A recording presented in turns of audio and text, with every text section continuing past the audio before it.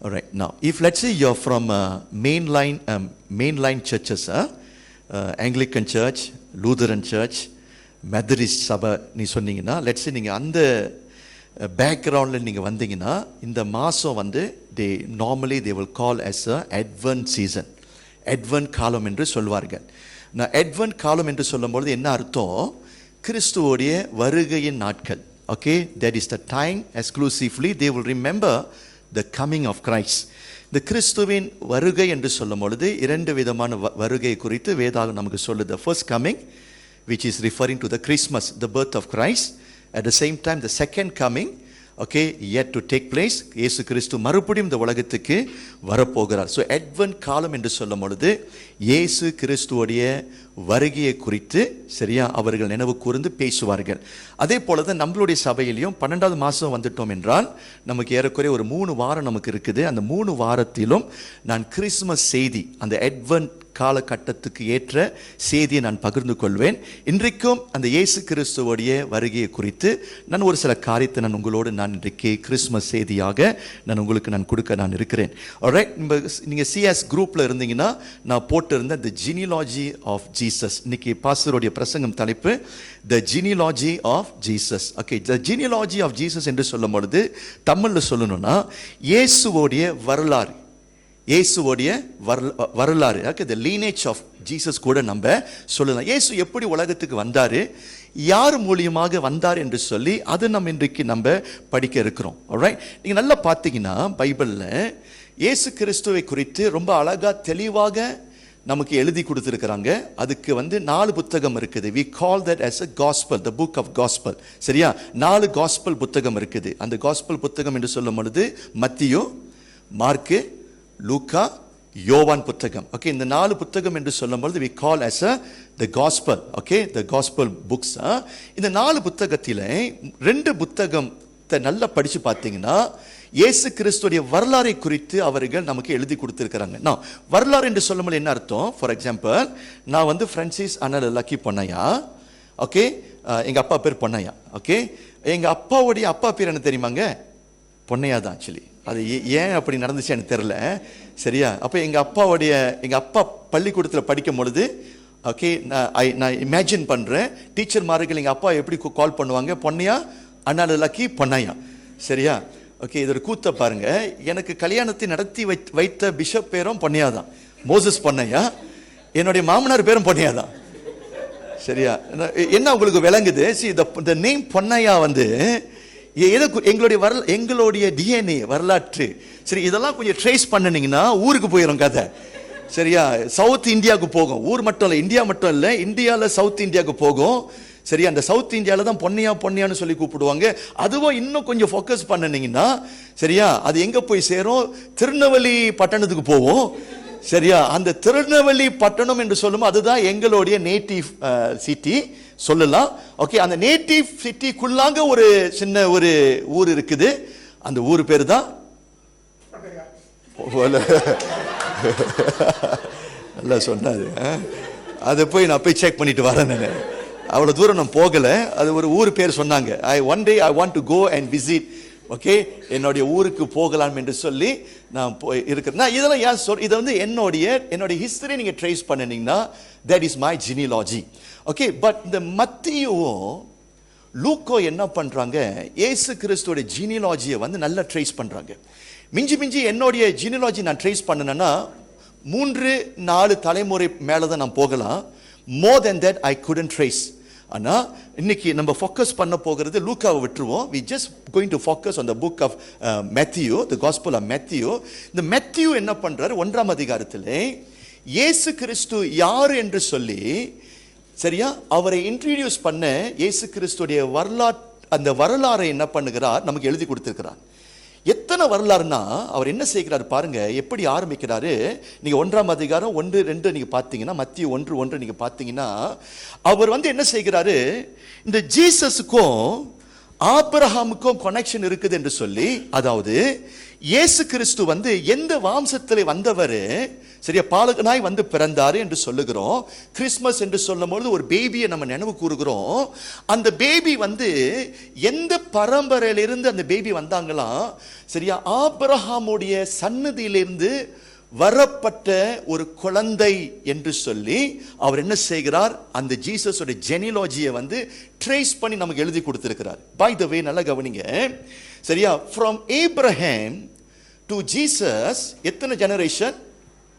Come Gideon, praise the Lord. from Abraham to Jesus எத்தனை ஜெனரேஷன்னா 42 generation. எத்தனை generation? நீங்க 42 மேல போக முடியுமா? நான் மிஞ்சி எங்க தாத்தாவுடைய தாத்தாவை நான் ட்ரேஸ் பண்ணிடுவேன். அதான் எங்க போய் முடியுது, அந்த திருநெல்வேலியில போய் முடியுது. அதுக்கு மேல வந்து என்னால் என்ன பண்ண முடியாது, ட்ரேஸ் பண்ண முடியாது. பட் இந்த மெத்தியூ என்ன பண்ணியிருக்கிறாரு, அவங்க ட்ரேஸ் பண்ணி 42 ஜெனரேஷனை ட்ரேஸ் பண்ணி இயேசுவுக்கும் யாருக்கும் ஒரு கனெக்ஷன் இருக்குது, ஆபிரகாமுக்கும் கனெக்ஷன் இருக்குது என்று சொல்லி அந்த 42 அந்த வரலாறை என்ன பண்ணியிருக்கிறாரு, அந்த 1ஆம் அதிகாரத்தில் நமக்கு எழுதி கொடுத்திருக்கிறாங்க. அதை படிச்சிருக்கிறீங்க நீங்க, அது நல்லா நீங்க படிக்கணும். See, பைபிள்ல வந்து there is no meaningless details in the Bible. அதாவது நம்ம என்ன நினைக்கிறோம், அந்த 1ஆம் அதிகாரத்தை படிக்கும்போது ஸ்கிப் பண்ணிட்டு 2ஆம் அதிகாரத்துக்கு போயிடுறோம். ஏன்னா 1ஆம் அதிகாரத்தில் யார் என்ன எழுதியிருக்கிறாங்க, யார் யாருக்கு பிறந்தா, இவருக்கு வந்து யாருக்கு பிறந்தா, இவருக்கு வந்து யார் பிறந்தா என்று சொல்லி 42 முறை என்ன பண்ணுகிறார்கள், பெயர்களை எழுதுகிறார்கள். நம்ம அது முக்கியம் இல்லை என்று சொல்லி அதை அப்படி நம்ம தள்ளி விடுகிறோம். இன்னைக்கு பாஸ்டர் என்ன செய்ய போகிறேன், இயேசு கிறிஸ்துவோடைய ஜெனியாலஜி, இயேசு கிறிஸ்துவோடைய வரலாறை வைத்து இந்த மத்தியு என்ன பண்ணுகிறார், அவருடைய ஆடியன்ஸ்க்கு ஒரு முக்கியமான ஒரு செய்தி அவர் பிரசன்ட் பண்ணுகிறார். யூ மஸ்ட் அண்டர்ஸ்டாண்ட், யார் இந்த புத்தகத்தை எழுதுகிறார், மத்தியு எழுதுகிறார். மத்தியு வந்து யாருக்கு எழுதுகிறார், ஒரு குறிப்பிட்ட ஜனங்களுக்கு எழுதுகிறார். குறிப்பாக மத்தியு வந்து கண்ணை மூடிட்டு ஒரு புத்தகத்தை அவர் எழுதல. அவர் என்ன செய்கிறார், குறிப்பாக யூதர்களுக்காக அவர் அந்த சுவிசேஷத்தை எழுதுகிறார். சரியா, அவர் புத்தகத்தை படிக்கும் பொழுது யூதர்கள் வந்து இந்த இயேசு கிறிஸ்து யார் என்று சொல்லி அறிந்து இந்த இயேசு கிறிஸ்துவை ஏற்றுக்கொள்ள வேண்டும் என்று சொல்லி அந்த ஒரு நோக்கத்தோடு அவர் என்ன பண்ணுகிறார், புத்தகத்தை எழுதுறாரு. சோ ஆகையால் தான் முதலாவது அவர் என்ன செய்கிறாரு, இயேசு கிறிஸ்துடைய வரலாறை குறித்து நமக்கு கொடுக்கிறாரு. இப்போ ஒரு கேள்வி பாஸ்டர் நீங்க கேட்கலாம், சரி பாஸ்டர் ஜீனியாலஜி 42 ஜீனியாலஜின்னு சொன்னீங்க, அதுல அப்படி என்ன ரகசியம் இருக்குது, அதுல வந்து என்ன குட் நியூஸ் இருக்குது, என்ன சுவிசேஷம் இருக்குது, சரியா, அதுல என்ன செய்தி நமக்கு இருக்குது என்று சொல்லி நீங்கள் கேள்வி கேட்கலாம். அதற்கு நான் இன்றைக்கு என்ன செய்ய இருக்கிறேன், 2 முக்கியமான பதிலை நான் உங்களுக்கு ஜீனியாலஜி மூலியமாக ஒரு செய்தியை நான் 2 முக்கியமான குறிப்பை நான் உங்களுக்கு நான் கொடுக்க நான் இருக்கிறேன். முதலாவது நல்ல கவனிங்க, மத்தேயு என்ன சொல்ல வராரு, ஏன் அந்த 42 வம்ச பிஃபோர் தட் அந்த வசனத்தை வாசிச்சிருவோம். 1ஆம் அதிகாரம், மத்தேயு 1ஆம் அதிகாரம் 1ஆம் வசனத்துக்கு வாங்க, முதல் வாசிங்கம்மா. ஆபிரகாம் குமாரனாகிய தாவீதின் குமாரனான இயேசு கிறிஸ்துவினுடைய வம்ச வரலாறு. இயேசு கிறிஸ்துவோடைய வம்ச வரலாறு என்ன, முதலாவது என்ன கனெக்ட் பண்ணிட்டாரு, ஜீசஸுக்கும் ஆபிரகாமுக்கும் என்ன இருக்குது, கனெக்ஷன் இருக்குது. சொல்லுங்க, கனெக்ஷன் சொல்லுங்க. நோ, இஃப் லெட்ஸ் சே நீங்க யூதனாக இருந்தீங்கன்னா, இஃப் லெட்ஸ் சே நம்ம எல்லாம் யூதர்கள் வச்சுக்கீங்களேன், நீங்க எல்லாம் யாருடைய பரம்பரை, ஆபிரகாமுடைய பரம்பரை. இப்போ நீங்க யூதர்கள் இல்லை, இப்போ இஸ்ரவேல் நாட்டுன்னு சொல்றோம் பாத்தீங்களா, இந்த இஸ்ரவேல் நாட்டில் இருக்கிற இப்போ currently those who are calling themselves as Israelites, இவங்களை கொஞ்சம் ட்ரேஸ் பண்ணினீங்கன்னா எங்க போய் முடிவு அடையும், ஆபிரகாம் கிட்ட முடிவு அடையும். அப்போ மத்திய என்ன சொல்றாரு, சரியா, இயேசுவும் ஒரு யூதன், இயேசுவும் எந்த வம்சத்துல வந்தவர், ஆபிரகாம் வரலாறுலே அந்த லீனேஜ்ல வந்து வந்தவர் என்று சொல்லி நமக்கு ஸ்டார்ட் பண்றாரு. ஆல்ரைட், நான் இப்போ நீங்க என்ன செய்யுங்க, எல்லாத்தையும் படிச்சா நமக்கு டைம் இருக்காது, யார் யாருக்கு பிறந்தா அதெல்லாம் இம்பார்ட்டன்ட் இல்லை, நீங்க வீட்டில் போய் நீங்க வாசிக்கலாம். இப்போ நீங்க 17 வாசிங்க, ஒரு கன்க்ளூஷன் கொண்டுட்டு வராரு. 1ஆம் அதிகாரம் ஸ்டார்ட் பண்றாரு, 17ல வந்து கன்க்ளூட் பண்றாரு. I will read in English first. So all the generation from Abraham to David are 14 generation, from David to the deportation to Babylon 14 generation, and from the deportation to Babylon to the Messiah 14 generation, 14 generation, 14 generation, 14 generation. நீங்க மொத்தம் கணக்கு பண்ணி 42 generation. வாசிங்க. இவ்விதமாய் உண்டான தலைமுறைகள் எல்லாம் Abraham முதல் தாவீது வரைக்கும் 17 தலைமுறைகளும், தாவீது முதல் பாபிலோனுக்கு சிறைப்பட்டு போன காலம் வரைக்கும் 17 தலைமுறைகளும், பாபிலோனுக்கு சிறைப்பட்டு போன காலம் முதல் கிறிஸ்து வரைக்கும் 14 தலைமுறைகளும் ஆம். Okay, good. சரியா? அப்போ பாருங்க 42 நான் சொன்னபடி. சரியா? 14 14 14. ஓகேயா? நவ இந்த 14 14 14 நீங்க வந்து வருஷத்துல நீங்க கணக்கு பண்ணுங்க, எத்தனை வருஷம் அது? யாரால சொல்ல முடியும்? நீங்களாம் சர்ச்சுக்கு போயிருக்கிறீங்க, எத்தனை வருஷம்? மானத்தை வாங்காதீங்க, விசிட்டர்ஸ்லாம் வந்திருக்கிறாங்க. இந்த 14 14 42 நீங்க ட்ரேஸ் பண்ணினீங்கன்னா அதோடைய ஸ்பேன், அதோடைய அந்த டைம் ஸ்பேன் நீங்க பார்த்தீங்கன்னா 2000 years. From Christ to Abraham 2000 years. From Abraham to Adam 2000 years. லூக்கா வந்து என்ன பண்ணுகிறாரு? From Adam he is tracing to Christ, which is சரியா 4000 இயர்ஸ் உடைய வரலாற்றை அவர் என்ன பண்றாரு? ட்ரேஸ் பண்றாரு. alright, அது இம்பார்ட்டன்ட் இல்லை. இவர் என்ன பண்றாரு? 2000 வருஷம் ஹிஸ்டரியை வந்து ட்ரேஸ் பண்ணிட்டாரு. எதற்கு? Why he took the scribes during those days, okay, the record keeper those days, இதெல்லாம் கீப் பண்ணனாங்கன்னா இதுக்கு காரணம் இருக்குது. முதல் செய்தி என்னதுன்னா, மத்தியு என்ன சொல்ல வராரு யூதர்கள் மத்தியிலே? இந்த இயேசுதான் மெஸ்ஸாயா. இயேசுதான் யாரு? மெஸ்ஸாயா. இயேசு மெஸ்ஸாயான்னு சொல்லலாம், கிறிஸ்துன்னு சொல்ல. இயேசு கிறிஸ்துன்னு சொல்றோம் பார்த்தீங்களா? சரியா? அதை உறுதிப்படுத்த அவர் என்ன பண்ணுகிறார்? அதை நமக்கு ட்ரேஸ் பண்ணி கொடுக்கிறார். நல்லா கவனிக்கணும். பழைய ஏற்பாட்டிலே நிறைய தீர்க்க தரிசன வார்த்தைகள் உரைக்கப்பட்டது. Before Christ game. இந்த பாலகன் இருக்கிறார் பார்த்தீங்களா, குழந்தை 2000 வருஷம் பிறந்தார் பாருங்க இயேசு. அவர் பிறக்கிறதுக்கு முன்பதாகவே தீர்க்க தரிசிகள் என்ன பண்ணிட்டார்கள்? தீர்க்க தரிசனமாய் சொல்லிவிட்டார்கள், ஒரு நாள் மெஸ்ஸாயா வருவாரு. ஒரு நாள் யார் வருவா? மெஸ்ஸாயா வருவார், கிறிஸ்து வருவாரு. அவர் எந்த கோத்திரத்திலிருந்து வருவாரு? ஆபிரகாமின் கோத்திரத்திலிருந்து வருவாரு. அவர் பிறந்த பிறகு நீங்கள் அறிந்து கொள்ள வேண்டும், உலகத்துக்கு யார் வந்துட்டா? மெஸ்ஸாயா, அதாவது கிறிஸ்து வந்து விட்டார் என்று சொல்லி நீங்கள் விளங்கிக் கொள்ள வேண்டும் என்று சொல்லி அவர் என்ன பண்ணுகிறார்? ஜீசஸ் வந்து ஆபிரகாமோடு அவர் என்ன செய்கிறார்? கனெக்ட் பண்றாரு. விளங்குதா இல்லையா? அப்போ லெட்ஸ் சே நீங்க அதை படிக்கும் பொழுது இயேசு வந்து உண்மையான கிறிஸ்துவா, இயேசுதான் அந்த தீர்க்கதரிசிகள் சொன்ன மெஸ்ஸாயாவா என்று சொல்லி நீங்கள் யோசிக்கும் பொழுது அந்த ஜீனியாலஜி உங்களுக்கு வந்து உங்களுக்கு உறுதிப்படுத்துது, இவர் வந்து மெஸ்ஸாயா என்று சொல்லி ஏற்றுக்கொள்ளக்கூடிய நம்பத்தக்க ஜீனியாலஜி நமக்கு உதவியாக இருக்குது. ஆமென் சொல்லுங்க. இயேசு வந்து யாரு? கிறிஸ்து. சொல்லுங்க. ஓகே, நான் உங்களுக்கு விளக்க சொல்றேன். இதெல்லாம் நீங்க படிக்கணும். நம்ம கிறிஸ்தவர்களாக இருக்கும் பொழுது உங்களுக்கு தெரியணும். மெஸ்ஸாயான்னு, Jesus the Messiah, Jesus the Christ என்று சொல்லும் பொழுது என்ன அர்த்தம்?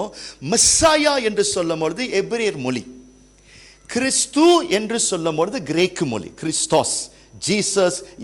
ஜீசஸ் கிறிஸ்டோஸ் என்று சொல்லும் பொழுது சரியா, அது என்ன மொழி? கிறிஸ்டோஸ் என்று சொல்லும்போது கிரேக் மொழி, மெஸ்ஸாயா என்று சொல்லும் பொழுது அது எபிரேயர் மொழியாக இருக்குது. அதோட மீனிங் என்னது? கிறிஸ்டோஸ். மெஸ்ஸாயா என்று சொல்லும் பொழுது anointed one, அபிஷேக பெற்றவர். இயேசு கிறிஸ்து யாரு? அபிஷேக பெற்றவர் என்று உறுதிப்படுத்த இயேசுவுக்கு என்ன பண்ணியிருக்கிறாங்க? அந்த அந்த அந்த அந்த டைட்டிலை கொடுத்திருக்கிறாங்க. இப்ப பாருங்க, சுல்தான் ஜோஹர்னு சொல்றோம். சுல்தான் ஜோஹருடைய பேர் என்னது? அல்மார்ஹூம், அதுவும் தெரியல. சரி, என்னத்தை கேட்குறது உங்ககிட்ட? போ, எனக்கே தெரியல. சுல்தான் ஜோஹருடைய, ஓகே, சுல்தான் ஜோஹருடைய பேர் என்னது? இப்ராஹிமா? இப்ராஹிம், ரைட்? இப்ராஹிம். ஓகே, இப்ராஹிம் வந்து அவருடைய பெயர். சுல்தான் வந்து பங்கட், ரைட்டு தானே? அதே மாதிரி இந்த குழந்தை பிறந்துச்சு பாருங்க, குழந்தையோட பெயர் என்னது? ஜீசஸ். ஜீசஸோட அர்த்தம் என்னது? தி சேவியர். சரியா? இயேசுவுக்கு கொடுக்கப்பட்ட பங்கட் என்னது? மெஸ்ஸாயா அல்லது கிறிஸ்துஸ் என்று சொல்லலாம். அப்போ அந்த கிறிஸ்டோஸ் இருக்குது பாருங்க, அது அவருக்கு கொடுக்கப்பட்ட ஒரு டைட்டில். அப்போ யூதர்களுக்கு நீங்க யூதர்களாக இருந்தீங்கன்னா, மெஸ்ஸாயான்னு சொன்னீங்கன்னா, கிறிஸ்டோஸ்னு சொன்னீங்கன்னா அவங்களுக்கு ஒரு அண்டர்ஸ்டாண்டிங் இருக்கும். அந்த யூதர்களுக்கு கிறிஸ்தோஸ் மெஸ்ஸாயானா என்ன அர்த்தம் என்று சொல்லி அவர்கள் சொல்லுவார்கள். ஒரு சில காரியத்தை உங்களுக்கு நான் விளக்கம் சொல்றேன். முதலாவது அபிஷேக பெற்றவர். சொல்லுங்க, அபிஷேக பெற்றவர் சொல்லுங்க. இந்த ஓல்ட் டெஸ்டமென்ட் ஒரு மனுஷனை ராஜாவாக ஆக்கிறதுக்கு முன்ன, ஒருத்தனை ஊழியத்துக்கு வர வைக்கிறதுக்கு முன்ன அவர்கள் என்ன செய்வார்கள்? ஒரு கொம்பு இருக்கும், அந்த கொம்புக்குள்ளாக என்ன இருக்கும்? அபிஷேக தைலம் இருக்கும். அந்த தைலத்தை எடுத்து என்ன செய்வார்கள்? அந்த குறிப்பிட்ட மனுஷன் மேல எண்ணெயை ஊத்துவாங்க. தாவீதை என்ன பண்ணினார்கள்? ராஜாவாய் அபிஷேகம் பண்ணினார்கள். அப்போ தீர்க்கதரிசி என்ன பண்ணினார்? சாமுவேல் கொம்பை எடுத்து, கொம்புக்குள்ளாக என்ன இருக்குது? அபிஷேக தைலம் இருக்குது. அந்த அபிஷேக தைலத்தை எடுத்து ஊத்தும் பொழுது என்ன நடக்கும்? அந்த எண்ணெயோடு கர்த்தருடைய மகிமை, கர்த்தருடைய பிரசன்னம் அப்படியே இறங்கி now you are appointed by God to do something, ஒரு டாஸ்க். ராஜா என்று சொல்லும் பொழுது நாட்டை அவர் என்ன செய்ய வேண்டும்?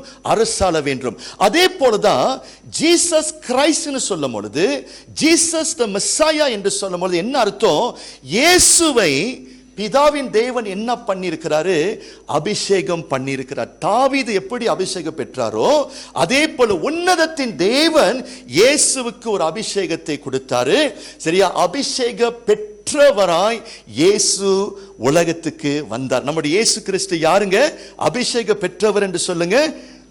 ஓகே, அப்போ தாவீதுக்கு ஒரு டாஸ்க் இருந்துச்சு, இயேசுவுக்கும் அபிஷேகம் பெற்றவர் என்று சொல்லும் பொழுது அவருக்கும் இந்த உலகத்திலே ஒரு சித்தம், ஒரு திட்டம், ஒரு ப்ராஜெக்ட் அவருக்கு கொடுக்கப்பட்டிருந்தது. That is one thing. Okay, when talking about the Messiah for the Jew, the anointed one. இரண்டாவது Messiah என்று சொல்லும் பொழுது யூதர்களுடைய பார்வையில யாரு? The chosen one, தெரிந்து கொள்ளப்பட்டவர். இந்த உலகத்தில் எத்தனையோ பில்லியன் ஜனங்கள் இருக்கிறாங்க பாத்தீங்களா? அந்த அத்தனை பில்லியன் ஜனங்கள் மத்தியிலே தெரிந்து கொள்ளப்பட்டவர், the special one யாரு? ராஜாதி ராஜன், தேவாதி தேவன், the unique person யாரு? Jesus the Christ. You must understand. So I'm talking to you, okay, so that I want to give you the understanding of the Jew. சரியா? ஒரு மெஸ்ஸாயான்னு சொல்லும் பொழுது the Jesus யாருங்க? He is Jesus is chosen one, தெரிந்து கொள்ளப்பட்டவர், அபிஷேக பெற்றவர், the chosen one. ரெண்டு. மூன்றாவது அந்த ஜீசஸ் கிரைஸ்ட்னு சொல்லும் பொழுது அதோட அர்த்தம் என்னது? the king of the kings. அவர் யாரு? சாதாரண ராஜா இல்ல. தாவீது போல ஒரு சாதாரண ராஜா இல்ல. சோலமன் போல சாதாரண ஒரு ராஜா இல்ல. இவர் யாரு? மெஸ்ஸாயா என்று சொல்லும் பொழுது, கிறிஸ்து என்று சொல்லும் பொழுது எல்லா ராஜாவுக்கும் மேலான ஒரு ராஜா. அப்படினா அவருக்கு ஒரு ராஜரிகம் இருக்குது, அவருக்கு ஒரு கிங்டம் இருக்குது. சரியா? So God the Father anointed him to make him the Messiah, meaning Jesus யாருங்க? எல்லா மனுஷனுக்கும் அவர்தான் ராஜா. ஆமென் சொல்லுங்க. எப்படி இருக்குது? நல்லா யோசனை பண்ணி பாருங்க. நீங்க இந்த குட் நியூஸை படிக்கும் பொழுது ஜீசஸ் யாருங்க? சரியா? சாதாரண ஒரு ராஜா தாவீது போல இல்ல, தாவீதை விட ஒரு சிறந்த ராஜா. நான் இஸ்ரவேல் நாட்டுக்கு 2012 ஆண்டிலே நான் போயிருந்தேன். நான் எங்க மனைவியும் போயிருந்தோம். we went to Jerusalem. நாங்கள் எருசலேமுக்கு போயிருக்கும் பொழுது ஒரு கல்லறையை பார்த்தோம். அந்த கல்லறைக்கு ஒரு செக்யூரிட்டி, நிறைய கார்ட்ஸ் இருந்தாங்க. அப்போ உள்ளுக்கு போக பொழுது தான் சொன்னாங்க, ஏன் இந்த கல்லறைக்கு காட்டை வச்சிருக்கிறாங்கன்னா, யூதர்களுக்கு தாவீது ரொம்ப முக்கியம். அது யாருடைய கல்லறை? தாவீதை அடக்கம் பண்ணியிருக்கிறாங்க. அவருடைய கல்லறைக்கு எதை கொடுத்திருக்கிறாங்க? செக்யூரிட்டி கொடுத்திருக்கிறாங்க. பிகாஸ் யூதர்களுக்கு தாவீது முக்கியம். அபிஷேக பெற்ற ஒரு ராஜா. யூதர்களுக்கு நம்பிக்கை, ஒரு நாள் தாவீது எப்படி அபிஷேகம் பெற்றாரோ இதே போலவே மெஸ்ஸாயா உலகத்துக்கு வருவார் என்று சொல்லி நினைவு கூற இன்றைக்கு அவருடைய கல்லறைக்கு ஒரு பாதுகாப்பு. ஸோ ஜீசஸ் யாருங்க? மெஸ்ஸாயா என்று சொல்லும் பொழுது அவர் ராஜாதி ராஜாவாக இருக்கிறார். and not only that, இந்த யூதர்களுக்கு மெஸ்ஸாயா என்று சொல்லும் பொழுது யாரு? the deliverer, the savior. மனுஷர்கள் பாவத்திலே மாட்டிக்கொண்டிருக்கிறார்கள். இந்த பாவத்திலிருந்து விடுதலை கொடுக்க ஒரு நாள் யார் அனுப்பப்படுவான்? யார் அனுப்பப்படுவார்? இயேசு கிறிஸ்து உலகத்துக்கு வருவார் என்று சொல்லி, எதற்கு? மனுஷனை பாவத்திலிருந்து மீட்டு எடுக்க அந்த தாவீது கோத்திரத்திலிருந்து, ஆபிரகாமின் கோத்திரத்திலிருந்து மெஸ்ஸாயா வருவார் என்று சொல்லி நமக்கு தீர்க்கதரிசிகள் எழுதி கொடுத்திருக்கிறார்கள். சோ இந்த இயேசு கிறிஸ்து யாரு, மெஸ்ஸாயா யாரு? அவர்தான் உங்களையும் என்னையும் பாவத்திலிருந்து மீட்டு சரியா எடுத்தவர் என்று சொல்லி வேதம் நமக்கு சொல்லுது. விளங்குதா இல்லையா? இப்போ மத்திய அதை சொல்லும் பொழுது இயேசுதான் நம்முடைய மெஸ்ஸாயா. அந்த மெஸ்ஸாயாவுக்காக நீங்க காத்து கொண்டு இருந்தீங்க. இதோ அந்த மெஸ்ஸாயா என்ன பண்ணிட்டாரு? வந்து நமக்காக பிறந்துட்டார். இவர்தான் மெய்யான ஆண்டவர் என்று சொல்லி நாம் அவரை ஏற்றுக்கொள்ள வேண்டும் என்று சொல்லி நமக்கு ஒரு செய்தியை கொடுக்கிறார். ஆமென் சொல்லுங்க. இன்றைக்கு பிரியமானவர்களே, இந்த கிறிஸ்துமஸ் நாட்களிலே மெஸ்ஸாயா உலகத்துக்கு வந்துட்டார் பாலகனாக. இன்றைக்கு கேள்வி என்னதுன்னா, நீங்களும் நானும் அவரை அறிந்து அவரை விசுவாசித்து ராஜாதி ராஜனை நம்ம ஏற்றுக்கொண்டு இருக்கிறோமா? இதுதான் ஒரு பெரிய ஒரு கேள்வியாக இருக்குது. ஐயா மெஸ்ஸாயா வந்துட்டாருங்க. நேற்று தினம் ஒரு தாய்க்காக நான் ஜெபம் பண்ணினேன். ஒரு இந்து தாய் வந்தாங்க. சரியா, நான் தாய்கிட்ட நான் ஒரு கேள்வி நான் கேட்டேன். எதற்காக வந்திருக்கிறீங்க? கடவுளை நான் பார்க்கணும், கடவுளை நான் அறிந்து கொள்ளணும், கடவுள் எங்க இருக்கிறார் என்று சொல்லி கேள்வி கேட்டாங்க. she was very ignorant. கடவுளை நான் பார்க்கணும், கடவுளை நான் உணரணும், கடவுள் என்னை தொடணும், பாஸ்டர் கடவுள் என்னை விடுதலை ஆக்கணும், அந்த கடவுள் எங்க என்று சொல்லி ஒரு கேள்வியை கேட்டாருங்க. ஆனா அவங்க என்ன மறந்துட்டாங்கன்னா, அந்த கடவுள், அந்த மெஸ்ஸாயா கிறிஸ்துஸ் உலகத்துக்கு வந்து பாலகனாக பிறந்து சரியா நமக்கு வேண்டிய எல்லா காரியத்தையும் செய்து சிலுவையில் நமக்காக உயிரை கொடுத்து மனுஷனுக்கு பாவ மன்னிப்பை வாங்கி கொடுத்து எல்லா ஆசீர்வாதத்தையும் மனுஷனுக்கு சரியா கொடுத்துட்டு போயிட்டார். அவரு கொடுத்துட்டு போயிட்டார். இன்றைக்கு அந்த மெஸ்ஸாயாவை நீங்கள் ஏற்றுக்கொண்டு இருக்கிறீங்களா? இன்னைக்கு இயேசு உங்களுடைய ராஜாவா? இயேசு உங்களுடைய இரட்சகரா? நல்லா கவனிங்க. இந்த பாலகன் பிறந்த பிறகு 3 இங்கிலீஷ்ல மெகாயின்னு சொல்லி எழுதியிருக்குது. மெகாயின்னு சொல்லும் பொழுது என்ன அர்த்தம்? 3 சாஸ்திரவான் என்று சொல்லி எழுதியிருக்குது. சரி, சாஸ்திரிகள், சாஸ்திரவான். Okay, they are the wise men. இவங்க என்ன பண்ணுனாங்க? நல்லா கவனிங்க. இயேசு உலகத்துக்கு வரும் பொழுதுங்க ஒரு பெரிய ஒரு நட்சத்திரங்கள் தோன்றியது. ஒரு பெரிய ஒரு நட்சத்திரம். பழைய ஏற்பாட்டில் தீர்க்க தரிசனமாய் வார்த்தை எழுதப்பட்டிருக்குது. மெஸ்ஸாயா பிறக்கும் பொழுது ஒரு பெரிய ஒரு நட்சத்திரம் தோன்றும் என்று சொல்லி. இந்த மக்காய் இருக்கிறாங்களே, பழைய ஏற்பாட்டை படிச்சு படிச்சு படிச்சு டிடெக்ட் பண்ணிட்டாங்க இயேசு கிறிஸ்து உலகத்துக்கு வரப்போகிறார் என்று சொல்லி. அவங்க என்ன பண்ணாங்க? கண்டுபிடிச்சு நேரா எங்க வந்துட்டாங்க? பெத்லஹேம் ஊருக்கு வந்து அந்த குழந்தைய பார்த்து இந்த 3 மெகாய் என்ன பண்ணாங்க? இந்த வைஸ்மேன் என்ன பண்ணாங்க? முதலாவது பணிந்து அவர்களுக்கு இந்த இயேசு கிறிஸ்து குழந்தைக்கு பரிசு கொடுத்தாங்க. என்ன பரிசுலாம் கொடுத்தாங்க? கோல்ட், ஃப்ராங்கன்சைன், மர். சரியா, கோல்ட் என்னது? தமிழ்ல தங்கம். ரெண்டாவது அந்த ஃப்ராங்கன்சைன் மர்னு சொல்லும் பொழுது இதெல்லாம் என்ன சொல்லுவாங்க? சில நேரத்தில் யூதர்களுடைய கலாச்சாரத்தில் ஒரு செத்து போன பணத்துக்கு இந்த மர், இந்த ஃப்ராங்கன்சைன்ஸை என்ன செய்வாங்க? போடுவாங்க. சரியா, போடுவாங்க. Alright, in order to preserve the body. Okay, so அவங்க ரெக்கக்னைஸ் பண்ணினாங்க, இவர் தான் ராஜாதி ராஜா. கோல்டை கொடுத்தாங்க. இவர் தான் நம்மளுடைய இரட்சகர், நமக்காக உயிரே கொடுக்க போகிறார் என்று சொல்லி அதை அறிந்து வந்து பணிந்தார்கள். இன்றைக்கு பிரியமானவர்களே, ஒரே ஆண்டவர், ஒரே ராஜாதி ராஜன் உலகத்திலே இருக்கிறார். இதோ வாசப்படியில் நின்று கதவை நான் தட்டுகிறேன். இன்றைக்கு அவரை நோக்கி நீங்கள் கூப்பிட்டால் உங்களுக்காக அவர் என்ன செய்வார்? இறங்கி வந்து உங்க ஜெபத்தை கேட்டு உங்களை கர்த்தர் தொட்டு உங்களை ஆசீர்வதிப்பார். ஆமென் சொல்லுங்க. It was pathetic actually. Yesterday the mother said, where is God? கடவுள் எங்க இருக்கிறாரு? கடவுள் எப்போ வருவார் என்று சொல்லி கேள்வி கேட்கிறாங்க. பார்த்தீங்களா? Very ignorant. இல்லங்க, கடவுள் வந்துட்டாரு. கடவுள் எப்படி உலகத்துக்கு வந்தாரு? இயேசு கிறிஸ்து மூலியமாக இந்த உலகத்துக்கு வந்து விட்டார். இந்த கடவுள் எங்க இருக்கிறாரு? நம்மோடு இருக்கிறார். இந்த இயேசு என்ன சொன்னார்? அதே மத்திய புத்தகத்துல சரியா தன்னுடைய வேலையெல்லாம் முடிச்ச பிறகு பரம் ஏறி செல்லுகிறதுக்கு முன்ன மத்திய கடைசியாக எழுதி கொடுக்கிறாரு மெஸ்ஸாயாவை குறித்து. உலகத்தின் முடிவு பரியந்தோ சதா காலமும் மெஸ்ஸாயா எங்க இருக்கிறாரு?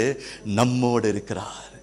நம்மோடு இருக்கிறார். சொல்லுங்க, இன்னைக்கு தேவன் நம்மோடு இருக்கிறார் என்று சொல்லி கர்த்தர் நமக்கு உறுதியாய் கொடுக்கிறார். ஆமென் சொல்லுங்க. ஒன்று. ரெண்டாவது, இந்த ஜீனியாலஜி நமக்கு என்னத்தை என்ன ரெண்டாவது குட் நியூஸ் செய்தி நமக்கு கொடுக்குதுன்னா, God includes all in his salvation plan. இந்த இயேசு யாருக்கு? இயேசு வந்து யூதர்களுக்கு. சில பேர் என்ன சொல்லுவாங்க, இயேசு வந்து வெள்ளைக்காரன் சாமி. இயேசு யாரு? இயேசு உண்மையிலே வெள்ளைக்காரன் தான். என்ன நினைக்கிறீங்க?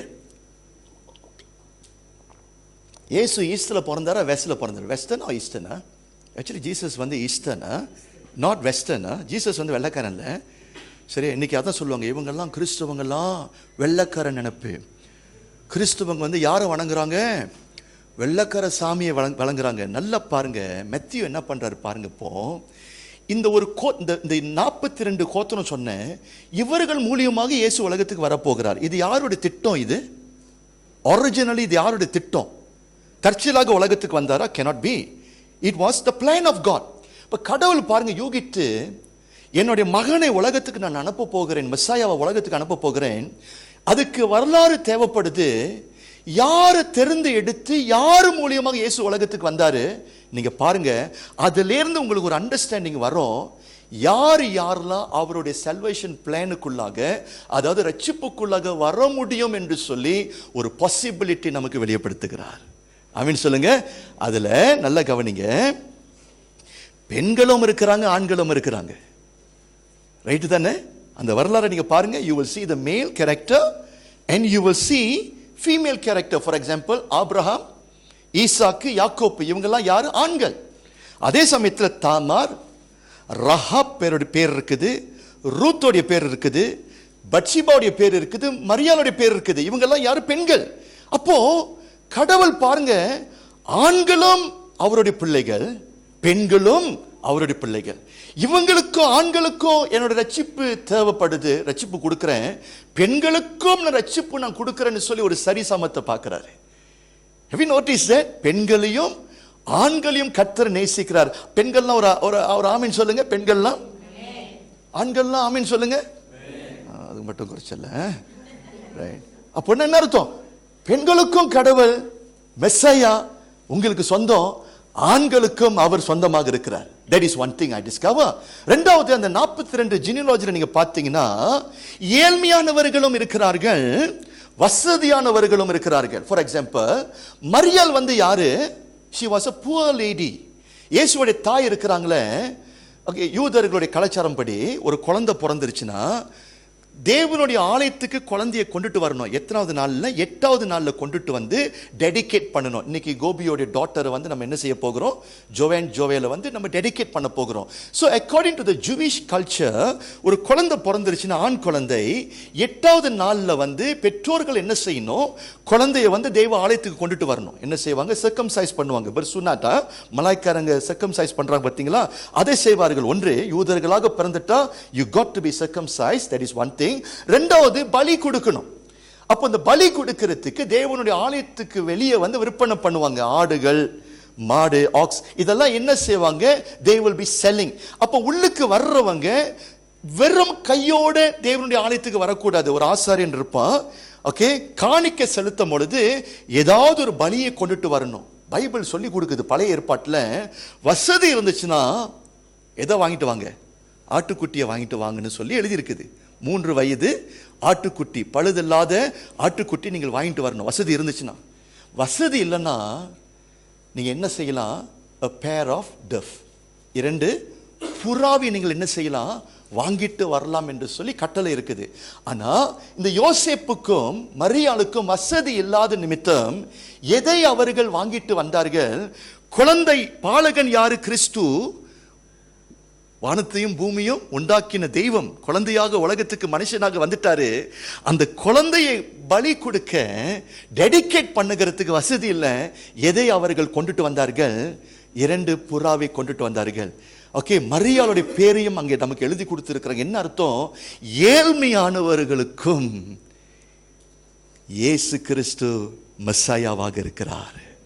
அது மட்டும் இல்லை, இன்னொரு எக்ஸ்ட்ரீம் நீங்க பார்த்தீங்கன்னா, அதே கோத்திரத்தில் தான் யாரோட பேர் எழுதியிருக்கிறாங்க? சாலமன் ராஜாவோட பேர் எழுதியிருக்கிறாங்க. If you ask me, out of that 42 characters, 41 character, if I'm not wrong, அதெல்லாம் நீங்க பார்த்தீங்கன்னா, த ரிச்சஸ்ட் மேன் என்று சொல்லும் பொழுது யாரு? சாலமன் ராஜா. ஏன் மத்தியு வந்து சாலமன் ராஜாவுடைய பேரையும் எழுதியிருக்கிறாரு, மரியாளுடைய பேரும் எழுதியிருக்கிறாரு? இந்த கிறிஸ்துவானவர், இந்த இயேசு கிறிஸ்து யாருக்கு சொந்தம்ங்க? ஏழ்மையானவர்களுக்கும் அவர் தேவன், வசதியா இருக்கிறவர்களுக்கும் அவர்களுக்கும் தேவன். யாரு? மெஸ்ஸாயா வந்து ஆண்டவர் என்று சொல்லி அவங்களுக்கும் சொந்தம் என்று சொல்லி நமக்கு கற்றுக் கொடுக்கிறார். நீங்க நினைக்கிறீங்க ஏழ்மையானவர்களுக்கு மாத்திரம் கடவுள் போதுமா? இல்லைங்க. இன்னைக்கு பணம் வசதி இருக்கிறாங்களே, பணம் வசதி இருக்குது, அவங்களுக்கு நிம்மதி இல்லை. பணம் வசதி இருக்குது, அவங்களுக்கு ரட்சிப்பு இல்லை. இயேசு கிறிஸ்து உலகத்துக்கு எதிர்க்கு வந்தார், அவர்களுக்கும் தேவன் என்று சொல்லி கொடுக்க அந்த வரலாறுல அந்த லிஸ்ட்ல வந்து பேரை எழுதி கொடுத்திருக்கிறாங்க. மூன்றாவது என்னத்தை டிஸ்கவர் பண்ணுனேன், you will see ordinary men and women versus famous kings. சாதாரணவங்க அங்க இருக்கிறாங்க. நான் சொன்னேன் ஃபார் எக்ஸாம்பிள், சாதாரணவங்கன்னா யாரு? ஆர்டினரி உமன் பேர்லாம் எழுதியிருக்கிறாங்க. சில பேருடைய பேர்லாம் நீங்க பார்த்தீங்க. ஓகே, கேட்கிறேன், டேவிட்னா யாரு? Oh, you know right. ஆபிரகாம்னா யாரு? ஓகே. பெரஸ்னா யாரு? பெரஸ் தெரியலையே pastor.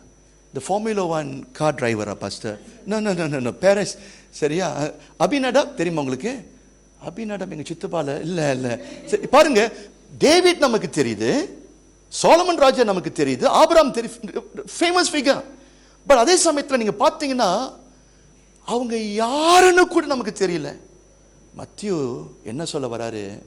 The famous and infamous, இவர்களுக்கும் இந்த கிறிஸ்து சொந்தம் என்று சொல்லி எல்லாருக்கும் அவர் பொருந்துவார் என்று சொல்லி அவர்களுடைய பேர்களையும் அந்த பட்டியலில் நமக்கு எழுதி கொடுத்திருக்கிறாங்க. Ordinary man and woman and famous kings. Ruth was ordinary woman versus king David, a famous king. ராஜாக்களுக்கும் அவர் தேவனாக இருக்கிறார். That is why the Bible is telling, இயேசு வந்து சாதாரண ராஜா இல்லைங்க, எல்லா ராஜாவுக்கும் ஒரு மேலான ராஜாவாக இருக்கிறார். ஆமென் சொல்லுங்க. உங்ககிட்ட ஒரு கேள்வி நான் கேட்கிறேன். நான் ஆரம்பத்தில் சொன்ன 2 வருகை. முதல் வருகையில் இயேசு எப்படி வந்தாரு? பாலகனாய் உலகத்துக்கு வந்தாரு. எருசலேமுக்கு போகும் பொழுது எது மேல ஏறி போனாரு? கழுத மேல ஏறி போனாரு, முதல் வருகை. ஆனாலும் நல்ல கவனிங்க, அவருடைய 2வது வருகையில் எப்படி அவர் வருவாரு? ராஜாதி ராஜனாய் அவர் வரப்போகிறார். ஆமென் சொல்லுங்க. எல்லா ராஜாவுக்கும் அவர் ராஜா என்று சொல்லி ஜீனியாலஜி மூலியமாக நம்ம கற்று அறிகிறோம். அடுத்தது சரியா, கிங்ஸ் அண்ட் பாலிட்டிஷியன், அவங்களுடைய பேரையும் உள்ளுக்கு எழுதி கொடுத்திருக்கிறாங்க. பாலிட்டிஷியன் வந்து தமிழ்ல வந்து எப்படி சொல்லுவாங்கன்னா அரசியல்வாதி. நிறைய அரசியல்வாதி உள்ளுக்கு இருக்கிறாங்க. மோஸ்ட்லி த கிங்ஸ், சரியா, during that monarch years, இவங்க எல்லாம் யாரு? அரசியல்வாதி. அவங்களுடைய பேர்களையும் உள்ளுக்கு எழுதி வச்சிருக்கிறாங்க. எல்லாம் அரசியல்வாதிக்கும் அவர் தேவனாக இருக்கிறார். And then we will see Rahab the prostitute, David who committed adultery. That is another unique point. உள்ளுக்கு யார் பேர் எழுதியிருக்காங்க? ஒரு பெண்ணை பேர் எழுதியிருக்கிறாங்க. சம்பந்தம் இல்லாத ஒரு பெண்ணை பேர் எழுதியிருக்கிறாங்க. இவர் மூலியமாக இயேசு உலகத்துக்கு வந்தாரு. யார் இந்த பெண்ணு? ரஹாப். ஓகே, ரஹாப் வந்து யாரு? பைபிள் என்ன சொல்லுது? வேசி. she was a prostitute during the time of Joshua காலகட்டத்தில். சரியா, எரிகோ மதிலை அவர்கள் எதிர்க்க போனார்கள். அப்பொழுது அந்த எரிகோக்குள்ளாக சரி அந்த பட்டணத்திலே வாழ்ந்த ஒரு சகோதரி பெயர் ரஹாப். ரஹாப் வந்து யாருங்க? prostitute.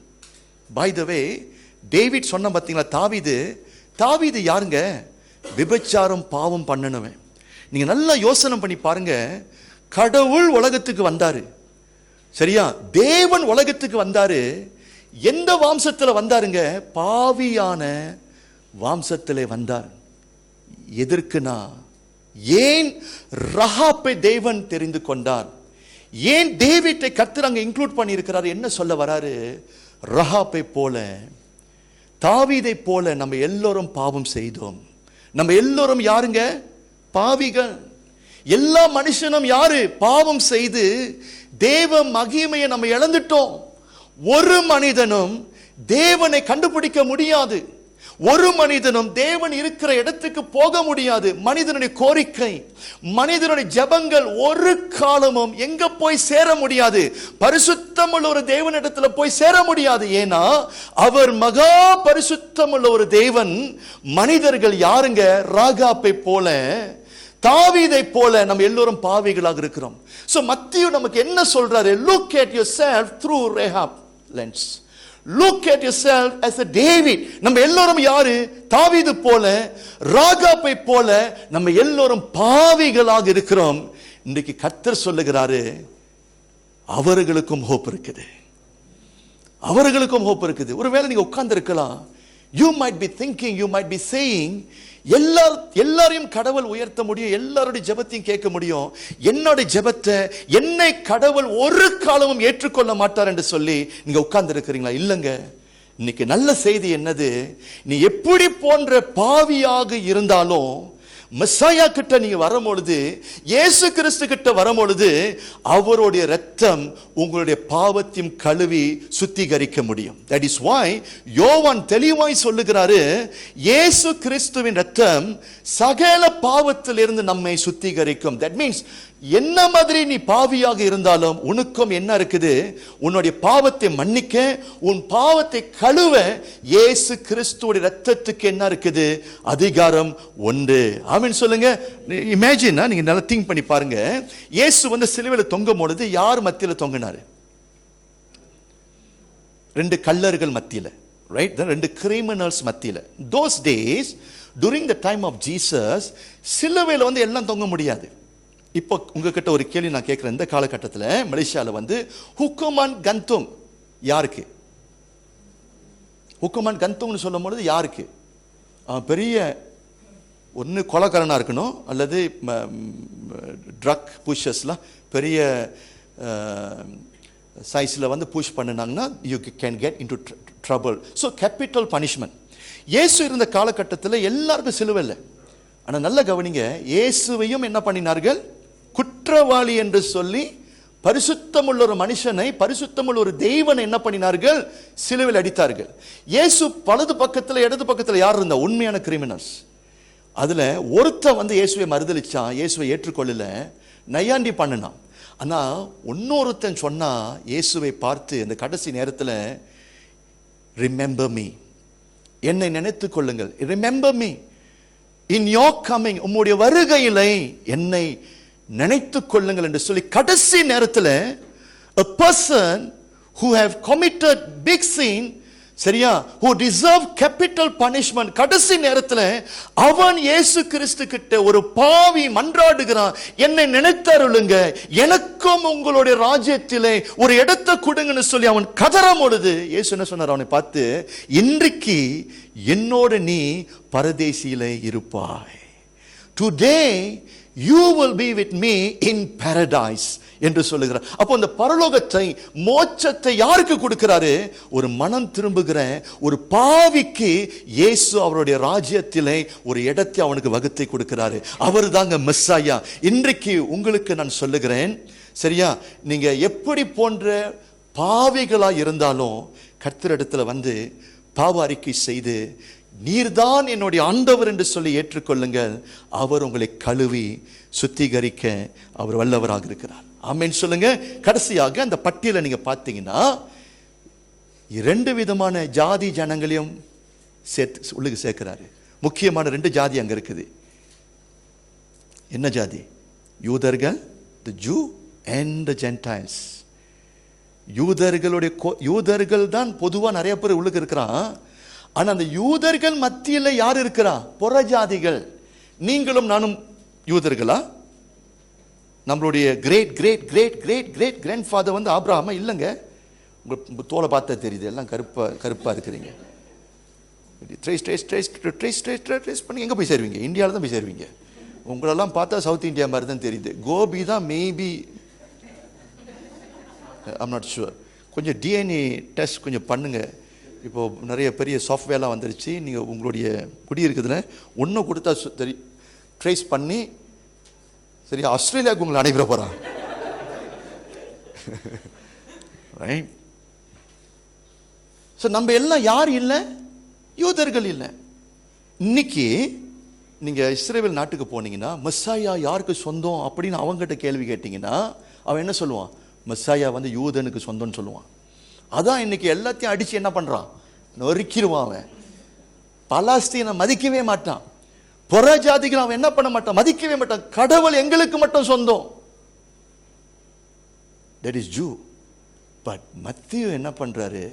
யூதர்களுக்கு நற்செய்தியை கொடுக்கும் பொழுது, இங்க பாரு யூதனே, உன்னுடைய பேரும் உள்ளுக்கு இருக்குது, புற ஜாதிகளுடைய பேரும் உள்ளுக்கு கடவுள் என்ன பண்ணியிருக்கிறாரு? மிக்ஸ் பண்ணியிருக்கிறாரு.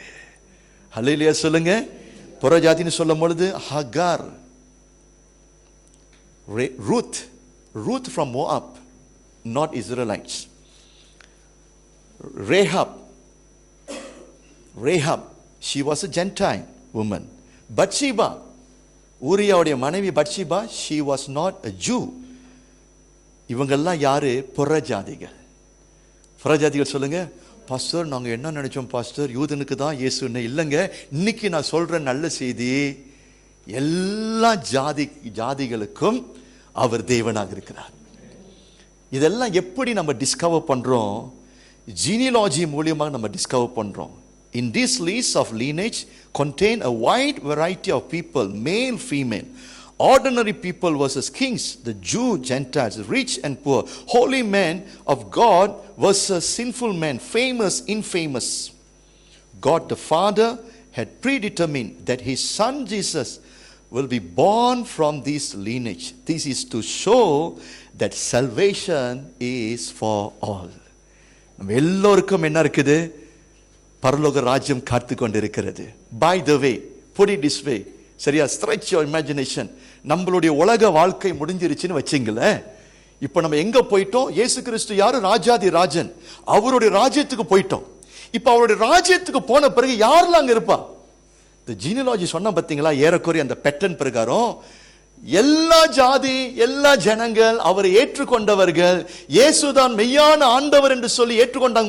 பார்த்தீங்கன்னா இந்த உலகத்தில் அவர்கள் எல்லோரும் அங்கை பரலோக ராஜ்யத்தில் நன்றிக்கு அவர்கள் சேர்க்கப்பட்டிருப்பார்கள். ஆமென். ஓகே, நவ another thing, இது மத்திய புத்தகத்தை நீங்க படிக்கும்போது வெரி இம்பார்ட்டன்ட். மத்திய வந்து எத்தனை அதிகாரம் இருக்குது? எல்லாம் மொத்தம் 28 அதிகாரம் இருக்குது. 28 chapters, right, all together, right? chapter 1ல வந்து ஜீனியாலஜியை ஸ்டார்ட் பண்றான். நீங்க கடைசி அதிகாரத்துக்கு வந்துட்டீங்கன்னா 27 28க்கு வந்தீங்கன்னா எங்க முடிக்கிறாரு? இயேசு கிறிஸ்துவோட மரணத்துல முடிக்கிறாரு. விளங்குதா? அதுல அவர் என்ன சொல்றாரு பாருங்க. இயேசு சிலுவையில் தொங்கும் பொழுது, இதெல்லாம் எங்க வாசிக்கலாம்? நீங்க வீட்டுல போய் வாசிங்க. 27ஆம் அதிகாரத்துல இந்த ஸ்டோரி இருக்குது. இயேசு சிலுவையில் தொங்கும் பொழுது ஒரு முக்கியமான வார்த்தையை சொன்னாரு சாகறதுக்கு முன்ன. மத்திய என்ன ரெக்கார்ட் பண்றாரு? when Jesus was hanging on that cross, before his death, சாவு வருகிறதுக்கு முன்ன இயேசு ஒரு வார்த்தை சொன்னார். என்னத்துல சொன்னாரு? என் தேவனே ஏன் என்னை கைவிட்டீர் என்று சொல்லி ஒரு சத்தமாக, சரியா, இயேசு வேதனைப்பட்டு இந்த ஜெபத்தை ஏறெடுத்தார். யாரை பார்த்து? பிதாவின் தேவனை பார்த்து, என் தேவனே ஏன் என்னை கைவிட்டீர் என்று சொல்லி இயேசு வந்து புலம்பி அழுந்தாரு. பாருங்க, அதுக்கு பிறகு இயேசு தன்னுடைய உயிரை விட்டார். இந்த வார்த்தையை சொல்லி உயிர் போயிருச்சு. Jesus died on that cross. பாருங்க, இயேசு உலகத்திலே உயிரோடு இருக்கும் பொழுது அற்புதங்களை செய்தார். குஷ்டரோகிகளுக்கு சுகத்தை கொடுத்தாரு, நடக்க முடியாதவர்களுக்கு சரியா நடக்க வைத்தாரு, கண் பார்வை இல்லாதவர்களுக்கு கண் பார்வை கொடுத்தாரு, மரித்தவர்களை இயேசு எழுப்பினார். அற்புதர். இயேசு வந்து யாரு? he was a miracle worker. அவர் அற்புதராய் இருந்தார். ஆனா மத்திய நமக்கு என்ன சொல்லி கொடுக்க வராரு? இயேசு சாகும் பொழுது அந்த மெஸ்ஸாயா இருக்கிறாரு பாருங்க, இந்த கிறிஸ்தோஸ் இருக்கிறாரு பாருங்க, இவர் சாதாரணவர் அல்ல. அவருடைய மரணத்திலும் ஒரு அற்புதம் நடந்துச்சு. எப்பொழுது அவருடைய உயிர் போனுச்சோ ஒரு அற்புதம் நடந்துச்சு. என்ன அற்புதம்? இயேசு இருந்த காலகட்டத்தில் ஒரு தேவனுடைய ஆலயம் இருந்துச்சு, பிக் டெம்பிள். ஓகே, அந்த டெம்பிள் வந்து ஒரிஜினலி யாரு பில்ட் பண்ணுனா? சாலமன் ராஜா பில்ட் பண்ணினார். அதுக்கு பிறகு இட் வாஸ் டிமாலிஷ்ட். மறுபடியும் வந்து ரீபில்ட் பண்ணிட்டு, சரியா, டிமாலிஷ்ட் அண்ட் தென் ஹேரோத் ராஜா அதை மறுபடியும் கட்டினார். என்ன எப்படி இருக்கும் அந்த டிசைனை நீங்க பார்த்தீங்கன்னா, மகா பரிசுத்த ஸ்தலம் ஒரு இடம் இருக்கும், பரிசுத்த ஸ்தலம் என்று சொல்லி ஒரு இடம் இருக்கும். விளங்குதா இல்லையா? இப்போ நீங்க கோயிலுக்கெல்லாம் போனீங்கன்னா you will see the same pattern. மகா பரிசுத்த ஸ்தலம், வெளியே வந்து என்ன இடம்? பரிசுத்த ஸ்தலம். இந்த மகா பரிசுத்த ஸ்தலத்துக்குள்ளாக யாருமே உள்ளுக்கு போகவே முடியாது. ஸோ இந்த மகா பரிசுத்த ஸ்தலத்துக்கும் இடையில வந்து என்ன இருக்கும்? ஒரு தடை இருக்கும். சரியா? கர்டன் தொங்கும். கர்டனா அந்த கர்டனுடைய சைஸ் வந்து 60 ஃபீட். அதோட ஹைட் 60 ஃபீட். 60 ஃபீட் வந்து quite high, no? 60 ஃபீட். அதோடைய லெங்த் வந்து 30 ஃபீட். ஓகே, அது வந்து அந்த துணியை வந்து பின்னி இருப்பாங்க. யூதர்கள் என்ன பண்ணியிருப்பாங்க? அதை பின்னி இருப்பாங்க, வெரி திக். அதை கிழிக்க முடியாது. ஸோ அது என்ன செய்து தொங்குது? என்ன நடந்துச்சு? நல்லா கவனிங்க. பொது ஜனங்கள் ஒருத்தரும் எங்க வர முடியாது? இந்த கர்ட்டனை தாண்டி மகா பரிசுத்த ஸ்தலத்துக்குள்ளாக வரவே முடியாது. ஒரு வருஷத்துக்கு ஒரு முறை ஆசாரியன், அதுவும் இரத்தத்தோடு வரணும். இந்த ஆட்டுக்குட்டியை வெட்டுறாங்க பாருங்க, அந்த இரத்தத்தோடு, சரியா, அந்த திரையை திறந்து ஆசாரியன் மாத்திரமே, அபிஷேகம் பெற்ற தெரிந்து கொள்ளப்பட்ட ஆசாரியன் மாத்திரமே அந்த கர்ட்டனை கொஞ்சம் அவங்க என்ன பண்ணுவாங்க, அதை ஒதுக்கி உள்ளுக்கு வருவார். உள்ளுக்கு வந்து கிருபாஸ்தானம் இருக்கும். இரத்தத்தை தெளித்த பிறகு, ஓகே, இந்த டே ஆஃப் அட்டோன்மெண்ட், ஓகே, அந்த ஒரு ஃபெஸ்டிவல், டே ஆஃப் அட்டோன்மெண்ட், அந்த நாளில் இரத்தத்தை தெளித்த பிறகு அவருடைய வேலையை சீக்கிரமாய் முடித்து வெளியே வந்துடுவார். பழைய ஏற்பாட்டில் எப்படி எழுதியிருக்குது? சரியா, அவருடைய வஸ்திரம் இருக்குது பார்த்தீங்கன்னா, அதில் பெல் சத்தம் கேட்கும், கிடிங். ஸோ ஏன் பெல்லை வந்து அவங்க வந்து ஹேங் பண்ணியிருக்கிறாங்கன்னா, உள்ளுக்கு பெல் சத்தம் கேட்டுச்சுன்னா என்ன அர்த்தம்?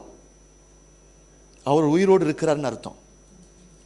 பெல் சத்தம் கேட்கலன்னா ஐயா போய் சேர்ந்துட்டாருன்னு அர்த்தம். Right? now why is that so? இந்த மகா பரிசுத்த ஸ்தலம் இருக்குதுல, தேவன் வந்து வாசம் செய்கின்ற இடம். யாரு? வானத்தையும் பூமியும் படைத்த ஆண்டவருடைய பிரசன்னம் அது. ஒரு மனுஷனும், பாவியா இருக்கிற ஒரு மனுஷனும் எங்க வர முடியாது? உள்ளுக்கு வர முடியாது. ஏன் ரத்தத்தோடு வந்தாரு? வருஷத்துக்கு ஒரு முறை மனிதருடைய பாவம் மன்னிக்கப்பட வேண்டும் என்று சொல்லி அந்த ஆட்டுக்குட்டி மனுஷனுடைய பாவத்தை சுமந்தது. விளங்குதா இல்லையா? நல்ல கவனிங்க. அது வந்து ஒரு ஒரு ஒரு ஒரு பிக்சர் தான். சரியா? அது வந்து ஒரு என்னது, ஒரு ஒரு மெட்டஃபோர் தான். உண்மையான ஆட்டுக்குட்டியானவர் யாருங்க? பழைய ஏற்பாட்டில் பிஃபோர் கிரைஸ்ட் ஆட்டுக்குட்டியை வெட்டினாங்க. ஏன்னா அந்த ஆட்டுக்குட்டி ரத்தம் என்ன பண்ணுது? மனுஷனுடைய பாவத்தை ஒரு வருஷத்துக்கு ஒரு முறை கிருபாசனத்திலே அவர்கள் தெளிக்கும் பொழுது மனுஷனுடைய பாவம் அங்கை டெம்பரரி நீக்கப்படுது. ஆனா இயேசு உலகத்துக்கு வந்த பிறகு, இயேசு யாருங்க? உலகத்தின் பாவத்தை சுமந்து தீர்க்கிற தேவ ஆட்டுக்குட்டியானவர். இயேசு கிறிஸ்து யாரு? ஆட்டுக்குட்டியான. So what happened? இயேசு சிலுவையில் உயிர் கொடுக்கும் பொழுது, ரத்தம் சிந்தப்படும் பொழுது என்ன நடந்துச்சா? அந்த திரை இருக்குது பாருங்க, மனுஷனுக்கும் கடவுளுக்கும் தடையாய் நின்று கொண்டிருந்த அந்த திரை. மனுஷன் கடவுள்கிட்ட வர முடியாது, கடவுள் மனுஷனோடு சேர முடியாது, மனுஷன் பாவியாக இருக்கிறான். இப்பொழுது ரத்தம் சிந்தப்பட்ட பிறகு மனுஷனுடைய பாவம் இப்பொழுது போக்கப்பட்டது, மனுஷனுடைய பாவம் இப்பொழுது கழுவப்பட்டது. அதற்கு அடையாளமாக என்ன நடந்துச்சு? தேவன் அந்த திரையை இரண்டாய் கிழித்தார், கிழிக்கப்பட்டது. It was torn in two. அதுவும் நீங்க நல்லா பாருங்க, மத்திய எப்படி நமக்கு ரெக்கார்ட் பண்ணி கொடுத்திருக்கிறாரு. திரை வந்து எப்படி கிழிஞ்சிச்சா? கீழேந்து மேலே கிழிக்கப்பட்டதா அல்லது மேலேந்து கீழே கிழிக்கப்பட்டதா? மேலேந்து கிழிக்கப்பட்டது. மேலேந்து கிழிக்கப்பட்டுச்சுன்னா என்ன அர்த்தம்? அற்புதம். ஒருத்தனும் மேலே ஏற என்ன செய்ய முடியாது? அந்த திரையை வந்து அது கிழிக்க முடியாது. மேலேந்து அந்த திரை it was torn in two. And not only that, அந்த great earthquakeல சில பில்டிங், அந்த டெம்பிளோடைய சில பில்டிங் எல்லாம் வாஸ் டிமாலிஷ். ஏன் அந்த பில்டிங் எல்லாம் வச்சிருக்கிறாங்க, வால்ஸ் வச்சிருக்கிறாங்கன்னா, சரியா, ஈவன் த ஜென்டைல்ஸ், சரியா, அந்த பரிசுத்த ஸ்தலத்துக்குள்ளாக வரவே கூடாது. அதையும் தேவன் சுக்குநூறாக உடைத்து இப்போ எல்லாருக்கும் யாரு சொந்தம்? இப்ப எல்லாருக்கும் அந்த மகா பரிசுத்தமுள்ள ஒரு தேவனுடைய பிரசன்னத்துக்குள்ளாக போகக்கூடிய அதிகாரம் இப்பொழுது யாருக்கு இருக்குது? எத்தனை பெயர் இயேசுதான் ஆண்டவர் என்று சொல்லி ஏற்றுக்கொள்ளும் பொழுது அவர் இரத்தத்தினாலே கழுவப்பட்டவர்களுக்கு யாரு சொந்தம்? இப்பொழுது தேவன் சொந்தம், பரலோக ராஜ்யம் சொந்தம். அந்த பரலோகம் நமக்கு சொந்தமாக மாறிவிட்டது. ஆமென் சொல்லுங்க. And now you and me have received the authority to call your God as Father. Father. இன்னைக்கு தெய்வம் யாருங்க கிறிஸ்தவர்களுக்கு? கிறிஸ்தவர்களுக்கு தெய்வம் யாரு? கடவுள் இல்ல, சாமி இல்ல. கிறிஸ்தவர்களுக்கு தெய்வம் யாரு? அப்பா. அப்பா அப்பான்னு சொல்லி நீங்க என்ன பண்ணலாம்? ஒருமையோடு நீங்க கூப்பிடலாம். உங்க அப்பா கூப்பிட்டீங்கன்னா உங்க அப்பா என்ன செய்வார்? இறங்கி உங்களுக்கு உயிரை கொடுப்பார் தானே. இன்னைக்கு தெய்வன் நம்முடைய அப்பாவாக மாறிட்டார். அல்லேலூயா சொல்லுங்க. So this is what the message from the genealogy. Okay, in conclusion நான் முடிக்க இருக்கிறேன். ஓகே, நம்மளுடைய ரியாக்ஷன் என்னது? இதெல்லாம் நம்ம கேட்டிருக்கிறோம், இவ்வளோ பெரிய செய்தி நம்ம கேட்டிருக்கிறோம். ரெண்டு காரியம். Firstly, I want to call upon all of you today. இன்னைக்கு இயேசு கிறிஸ்துவுக்கு உங்களுடைய வாழ்க்கையை நீங்கள் இன்னும் கொடுக்காமல் இருக்கலாம். Not believing in him.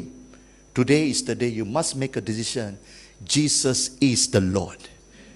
அவர் ஆபிரகாம் சந்நிதியிலிருந்து வந்தவர், தாவீதின் குமாரனாய் வந்தவர், அவர்தான் ஆண்டவர் என்று சொல்லி இன்றைக்கு கர்த்தர் உங்களுக்கு வாய்ப்புகளை கொடுத்திருக்கிறார். இன்றைக்கு அப்படி இயேசு கிறிஸ்துவை இன்னும் நீங்கள் ஏற்றுக்கொள்ளாமல் நீங்கள் இருந்தீங்கன்னா, believe him as your king, believe him as your savior. That is one thing. ரெண்டாவது, இயேசு கிறிஸ்துவை ஏற்றுக்கொண்டுட்டீங்கன்னா லைஃப் டிரான்ஸ்ஃபார்மேஷன்.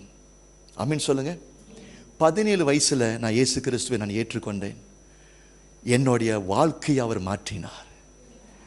கஷ்டம் இல்லைன்னு நான் சொல்லல, போராட்டமே இல்லைன்னு சொல்ல வரலங்க. எல்லாம் கஷ்டம், எல்லா போராட்டம் இருக்குது. ஆனா அதன் மத்தியில ஒரு நம்பிக்கை எனக்கு இருக்குது, அதன் மத்தியில ஒரு சந்தோஷம் எனக்கு இருக்குது. சரியா? God gave me the hope even though I'm going through fire, going through hardship in this life. நிறைய போராட்டம் இருக்குது, அதன் மத்தியிலே அந்த தேவனுடைய மகிமை, தேவனுடைய வெளிச்சம் எனக்குள்ளாக இருக்குது. சந்தோஷமாக இருக்கிறேன். அந்த இன்பத்தை நான் பெற்றுட்டேன். நம்ம என்ன செய்ய வேண்டும்? நாம் பெற்ற இன்பத்தை மற்றவர்களுக்கு இந்த கிறிஸ்மஸ் காலகட்டத்திலே பகிர்ந்து கொள்ள வேண்டும். ஆமென் சொல்லுங்க. You see how beautifully ஜீனியாலஜியில் ஸ்டார்ட் பண்ணி இப்போ 28ஆம் அதிகாரத்துக்கு வாங்க. இந்த ஒரே வசனத்தை படித்து நம்ம முடிக்க இருக்கிறேன். 28ஆம் அதிகாரத்து கடைசியாக கன்க்ளூட் பண்ணுறாரு. இந்த மெஸ்ஸாயா தான் ஆண்டவர், இயேசு தான் ஆண்டவர் என்று சொல்லி உறுதிப்படுத்தின பிறகு, ஓகே, கடைசியாக எங்கே போய் கதை முடியுது? Started with genealogy and he was finishing by giving the believers a mission. Matthew 28 verse 18, 18 வாசிங்க. மத்தேயு 28 18 வாசிங்கம்மா. அப்பொழுது இயேசு சமீபத்தில் வந்து அவர்களை நோக்கி, வானத்திலும் பூமியிலும் சகல அதிகாரமும் எனக்கு கொடுக்கப்பட்டிருக்கிறது. வானத்திலும் பூமியிலும் சகல அதிகாரமும் எனக்கு கொடுக்கப்பட்டது. ஆகையால் நீங்கள் புறப்பட்டு போய். யார் நீங்கள்? Those who have accepted Jesus as their savior. நீங்கள் புறப்பட்டு போய் சகல ஜாதிகளையும் சீடர்களாய் ஆக்கி பிதா குமாரன் பரிசுத்தாவினாலே நாமத்தினாலே அவர்களுக்கு ஞானஸ்தானம் கொடுத்து நான் உங்களுக்கு கட்டளையிட்ட யாவையும் அவர்கள் கைக்கொள்ளும்படி அவர்களுக்கு உபதேசம் பண்ணுங்கள். மற்றவங்களுக்கு போய் உபதேசம் பண்ணுங்கள். இதோ உலகத்தின் முடிவு பரியந்தம் சகல நாட்களிலும் நான் உங்களோடு கூட இருக்கிறேன். ஆமென். போய் இந்த நற்செய்தியை போய் பகிர்ந்து கொள்ளுங்க. கிறிஸ்மஸ் சீசன்ல go and share the gospel. உங்களுடைய ஃப்ரெண்ட்ஸ் இன்னைக்கு ரட்சிப்பு இல்லாமல் இருக்கிறாங்க, தேவ ராஜ்யம் இல்லாமல் இருக்கிறாங்க. You have discovered Christ, you have seen his glory, Christ living in you. அந்த நன்மையை, அந்த மருந்தை போய் மற்றவர்கள் மத்தியில் நீங்கள் என்ன செய்ய வேண்டும்? பகிர்ந்து கொள்ள வேண்டும். மற்றவர்களை சீடர்களாய் ஆக்க வேண்டும். கண்களை மூடி நாம் ஜெபிப்போம். Let us pray. Shall we stand and pray?